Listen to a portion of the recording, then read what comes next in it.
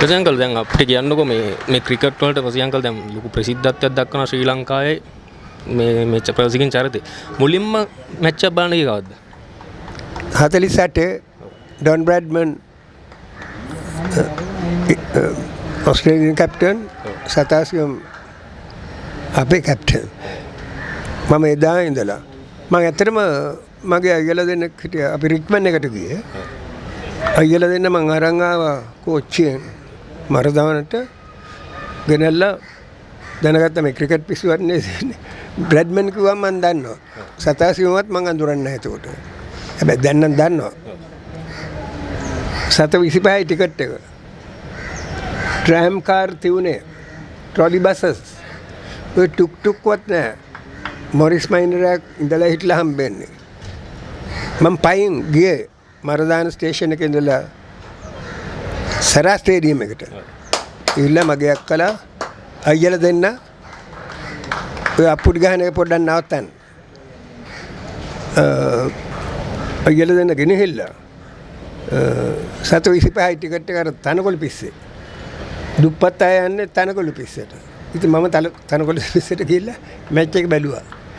ඉතින් ඇත්ත වශයෙන්ම මම කලින්ම දැකපු මැච් එක එකයි. මම ඒ දවස්වල ප්‍රේක්ෂකින්ට කෑ ගහනවා. 6ක් ගහුවම ගහන අප්පුඩයක් කියලා. එක්කෙනෙක්වත් ගහන්නේ නැහැ. මුල් කාලේ. ඒ කාලේ. ඊට පස්සේ ඕක ටිකක් දියුණු වෙලා දැන් මම කෑ ගහුවම ගහන අප්පුඩයක් කියලා මට ඉස්සෙල්ලා ඒගොල්ලෝ අප්පුඩි ගහනවා. ඇත්ත වශයෙන්ම ඒ වගේ වකවානුවක අපේ ක්‍රිකට් වලට නිසා තමයි මුළු ලෝකෙම අපි කවුද කියලා දන්නේ. මේ පොඩි කරවුඩක් හරි ඇවිල්ලා පිරිතකට ඇවිල්ලා වගේ කට උඩ බලාගෙන ඉන්න එකට මම කැමති නැහැ. මම දැක්කා හොඳ දෙන්නේ තුන් දෙනෙක් පල්ලෑ හොඳට කෑ ගැහුවා. මේ ළමයාත් කොඩිය වැළුවා. මම කියන්නේ කෑ ගහන්න ඕනේ කියලා. ඒ ධෛර්යය දෙන්න අපි හැමතිස්සෙම මේක කරන්න ඕනේ. මම එංගලන්තයට යනකොට ඉස්සෙල්ලාම මං කෑ ගහනකොට එංගලන්තය කිව්වා මේක එංගලන්තය කියලා. මං කිව්වා මං දන්නවා මේක එංගලන්තේ. ඒක අපේ රට. මම cheer කරන්නේ අපේ අය හොඳට කරන්න. ඒ පාර මම ඉංග්‍රීසියෙන් කිව්වා we can cheer you can only drink beer. දැන් මොකද්ද එංගලන්තේ එහෙම කියපු එංගලන්තේ බාමියාම එකක් ඇවිල්ලා අයියෝ කෑ ගහලා